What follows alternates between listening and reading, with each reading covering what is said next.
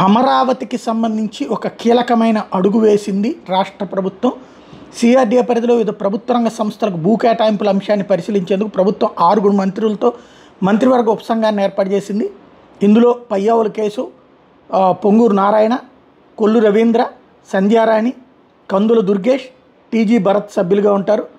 కన్వీనర్లుగా పురపాలక శాఖ కార్యదర్శి, ప్రత్యేక ఆహ్వానితులుగా ఆయా శాఖల కార్యదర్శులు ఉండబోతున్నారు.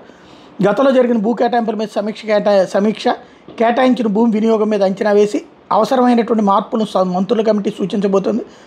అభ్యర్థనల పరిశీలన, వివిధ రంగాల్లోని ప్రపంచ స్థాయి సంస్థలను గుర్తించి అమరావతిలో ఏర్పాటు చేసేందుకు అవసరమైన సహకారం అందించబోతోంది.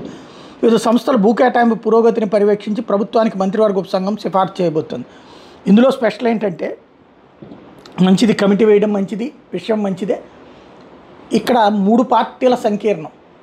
ఈ తెలుగుదేశం పార్టీ నుంచి మంత్రులు ఎక్కువ ఉండడంలో తప్పులేదు. జనసేనలో 3 మంత్రులు అయితే అందులో ఒకళ్ళ అయినటువంటి కందుల దుర్గేష్కి ఇవ్వడంలో కూడా తప్పులేదు. మరి భారతీయ జనతా పార్టీ మంత్రి అయినటువంటి సత్యకుమార్ యాదవ్ని ఎందుకు ఇందులో యాడ్ చేయలేదన్నదే ప్రశ్న.